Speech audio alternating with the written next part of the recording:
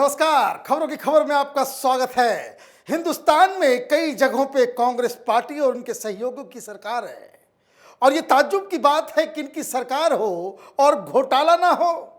बिना घोटाला किए हुए ये सरकार चलाने के तो आदी नहीं है। और आज एक ऐसी खबर मैं लेकर आया हूं जिसे आप सुनेंगे तो आप भी दंग रह जाएंगे। एक ऐसे मुख्यमंत्री की कहानी जो अपने राज्य का खदान मिनिस्टर भी है, मिनिस्टर ऑफ माइंस। और कारनामा इसने क्या किया है, इसने एक खदान अपने ही नाम कर ली। मतलब ये मुख्यमंत्री खुद, खदान मंत्री खुद और पब्लिक की संपत्ति जो खदान है वो लीज पे खुद अपने नाम कर लिया। और ये जो खुलासा हुआ है उसकी वजह से अब इस राज्य में सरकार की जाने की नौबत तो है ही है। बात ये उठ रही है कि क्या ये मुख्यमंत्री उस राज्य का दूसरा सिटिंग चीफ मिनिस्टर होगा जो चीफ मिनिस्टर की कुर्सी से उठ के सीधे सलाखों के पीछे जेल के अंदर जाने वाला है। और ये राज्य है झारखंड और मुख्यमंत्री का नाम है हेमंत सोरेन। झारखंड में इससे पहले इसी तरह के कालाबाजारी और घोटाले में मधु कोड़ा नाम के एक मुख्यमंत्री जेल जा चुके हैं। सीधे एक सर्विंग चीफ मिनिस्टर वो सीधे जेल चला जाता है। अब यही खुलासा हुआ है हेमंत सोरेन के बारे में कि इन्होंने एक पत्थर के खदान को अपने नाम कर लिया। झारखंड में जो ministry of mines and geology के मिनिस्टर हैं वो स्वयं यही हेमंत सोरेन चीफ मिनिस्टर के पास ये डिपार्टमेंट है और लीज में डाल दिया। लेकिन कहानी यही सिर्फ खत्म नहीं हो रही, कहानी बहुत आगे तक चली गई है और हिंदुस्तान की मीडिया, टेलीविजन चैनल और अखबारों में इसके बारे में किसी को कोई खबर तक नहीं है। एक महीने से बवाल चल रहा है, मामला कोर्ट में भी चला गया, कोर्ट से जज साहब के बयानात भी आ गए, मामला इलेक्शन कमीशन के पास भी है, मामला गवर्नर के पास भी है। अब ये अपने फाइनल स्टेज पे है कि क्या झारखंड की सरकार इस भ्रष्टाचार के मसले में सरकार जाने वाली है, कोई मुसीबत आने वाली है, इसको समझना जरूरी है। सबसे पहले मैं आपको बता दूं कि करीब 3 सप्ताह पहले इस पूरे मामले को गवर्नर ने इलेक्शन कमीशन के सुपुर्द कर दिया। क्यों किया मैं उस पर आऊंगा, लेकिन उससे पहले जो गवर्नर के पास जो शिकायत गई तो बाबूलाल मरांडी और रघुवर दास, ये दोनों एक्स चीफ मिनिस्टर हैं, इन दोनों ने गवर्नर के पास जाकर वो तमाम कागजात दिए कि किस तरीके से हेमंत सोरेन ने अपने ही मंत्रालय के इस प्रॉपर्टी को, इस खदान को, जिसके ऊपर झारखंड की जनता का अख्तियार है, अधिकार है, उसे अपने नाम लीज पे ले लिया। बसंत सोरेन और हेमंत सोरेन इन दोनों के नाम से एक कंपनी है जिसमें इसे बाकायदा आवंटित कर दिया गया, लीज पे दे दिया गया। गवर्नर के पास ये मसला पहुंचा तो गवर्नर ने इसे ईसी के पास भेज दिया है। क्या होगा इसका रेमिफिकेशन, किस कानून के तहत इस पे कार्रवाई होगी, वो आगे थोड़ा समझेंगे। लेकिन इस बीच एक पीआईएल भी डाल दी गई रांची हाईकोर्ट के अंदर। पीआईएल को डाला था शिव शंकर शर्मा ने।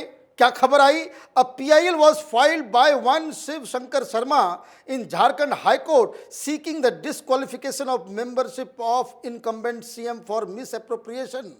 Advocate Rajiv Kumar, representing the petitioner, said that Soren, while holding the post of CM and Mines Minister, got a stone quarry leased in December 2021. Moreover, the environmental clearance was also given in no time.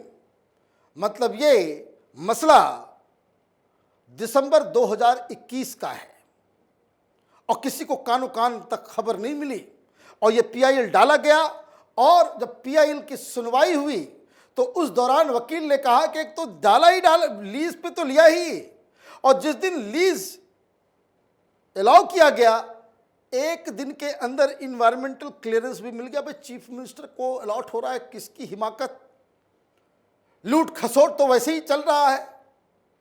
ये पुराने जमाने की वो चारा घोटाला, तो CWG घोटाला, 2G घोटाला, तमाम तरह के जो घोटाले हिंदुस्तान में होते थे, कोयला घोटाला, वो याद दिलाने वाले प्रथा कि आप लूट लो जितना लूट सकते हैं। और जज साहब ने क्या कहा? The division bench comprising chief justice doctor Ravi Ranjan and justice Sujit Narayan Prasad heard the plea on April 18th and issued a notice to Hemant Soren. क्या कहा जज साहब ने? This shows the pathetic state of affairs in the mines department in the state of Jharkhand, the bench had observed.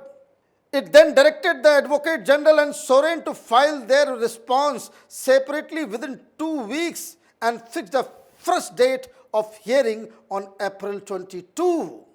मतलब 3 दिन के बाद सुनवाई है इसकी। 3 दिन के बाद सुनवाई है और हाईकोर्ट से इतनी बड़ी बात लिख दी गई, कह दिया गया, डिक्लेयर कर दिया गया हाईकोर्ट की तरफ से कि लूट मची हुई है डिपार्टमेंट ऑफ माइंस में, और खबर तक नहीं आई। पैसे का कमाल, मीडिया देखिए क्या क्या गुल खिलाती है हिंदुस्तान के अंदर में। अब जब ये बवाल मचा तो बवाल के बाद तो जवाब देना होगा।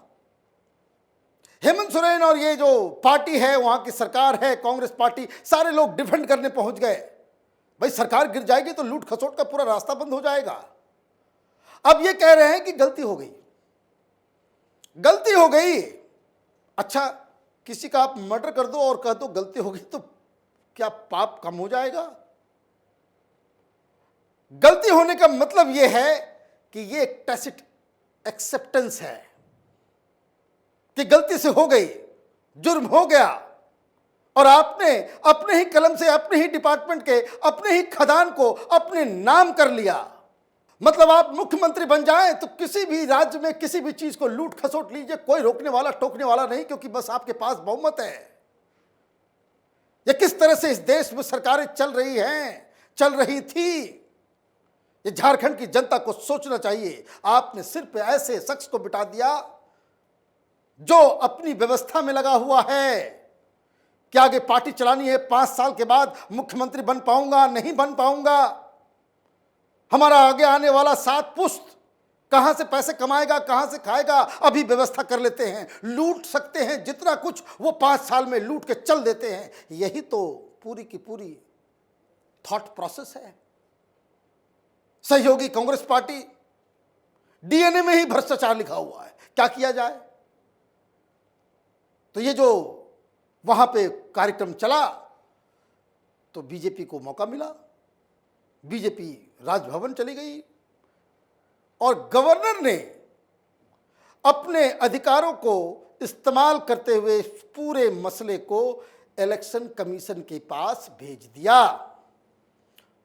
एक तो हाईकोर्ट के अंदर में इनको जवाब देना है, जहां पीआईएल का कि भाई आपने ये काम किया या नहीं किया, और इलेक्शन कमीशन के पास जब ये मसला आया तो उन्होंने चीफ सेक्रेटरी को तलब किया है, कहा है कि ये जो कागजात आए हैं, लीज पेपर, जिससे ये साबित हो रहा है कि हेमंत सोरेन जो खदान मंत्री हैं वो अपने ही नाम से खदानों को अलॉट कर ले रहे हैं, लीज पे ले जा रहे हैं, तो क्या ये जो दस्तावेज हैं वो सही हैं या गलत? अब उधर सोरेन के लोग कह रहे हैं, सरकार के लोग कह रहे हैं कि भाई गलती हो गई, मतलब ये एक्सेप्टेंस है, और अब उस लीज को कैंसिल भी कर दिया गया। पहले आप अगर चोरी नहीं पकड़ी गई होती, पता किसी को नहीं चलता, तो लूट के तो चले गए होते। बाद में कोई दूसरी सरकार आती तो फिर मालूम चलता कि भाई ये हेमंत सोरेन ने क्या कर दिया, मुख्यमंत्री रहते हुए खुद ही अपने नाम में कर दिया। अब समस्या क्या है? समस्या ये है कि इलेक्शन कमीशन हेमंत सोरेन के डिस्क्वालिफिकेशन के ऊपर काम करने वाली है, क्योंकि ये जो कंप्लेन गया है कि ये एक ब्रेजन वायलेशन है section 9A of representation of people's act 1951। और ये क्या है? इस सिंपल शब्दों में अगर आपको बताया जाए तो इसका मतलब यही है कि अगर आप सांसद हैं, विधायक हैं, मंत्री हैं, चीफ मिनिस्टर हैं या कोई मंत्री हैं, आप किसी और ऑफिस ऑफ प्रॉफिट का काम नहीं कर सकते और ये पकड़ी जाएगी चोरी तो आपका डिस्क्वालिफिकेशन तय है। एक तो डिस्क्वालिफिकेशन हो गया और दूसरी तरफ आपने अपने ही नाम किया है। ये घोटाला है, ये क्रिमिनल कॉन्स्पिरेसी है। जिन लोगों ने इस लीज पेपर के ऊपर दस्तखत किए वो सारे अधिकारी इस कॉन्स्पिरेसी में शामिल हैं, क्योंकि उनको मालूम है कि ये बसंत सोरेन और हेमंत सोरेन कौन है। उसके बावजूद आपने ये कुकृत्य किया तो ये तो अनपनिश्ड जाएगा नहीं। तो चीफ सेक्रेटरी से कहा गया है कि जरा बताओ कि भाई ये कागज सही है या गलत है, और ये अगर कागज सही है तब तो इनकी कुर्सी भी जाएगी और इनके ऊपर मुकदमा भी चलेगा। मतलब बैठे बिठाए झारखंड में इस लोभ के चक्कर में ये पैसा जितना कमा सकते हैं कमा लेते हैं, बाद में पता नहीं क्या होगा। पूरे राज्य का भविष्य जो है वो अधर पे लटका हुआ है कि सरकार रहेगी या नहीं रहेगी। ऑलरेडी कांग्रेस पार्टी के अंदर बवाल मचा हुआ है कि बाकी सब लोग तो खा रहे हैं, हम लोगों के पास पैसा नहीं आ रहा। सरकार बनाने का मतलब ही है कि लूट सको तो लूट लो, जितना भी लूटना है। तो ये सारी चीजें हो रही। 22 तारीख को कोर्ट में सुनवाई और इलेक्शन कमीशन ने समय दिया है वहां के चीफ सेक्रेटरी को, जरा बताओ कि ये कागज सही है या गलत। और उधर हेमंत सोरेन की तरफ से ये कहा जा रहा है कि भाई गलती हो गई, मतलब कागज भी सही, सब कुछ सही। तो इसका नतीजा यही निकलने वाला है कि बहुत जल्द वहां की सरकार भी जाएगी और मुख्यमंत्री भी नपने वाले हैं। हमारी नजर इस खबर पे बनी हुई रहेगी। आप देखते रहिए कैपिटल टीवी। हमारे वीडियोस को लाइक कीजिए, शेयर कीजिए और हमारे चैनल को सब्सक्राइब कीजिए। धन्यवाद।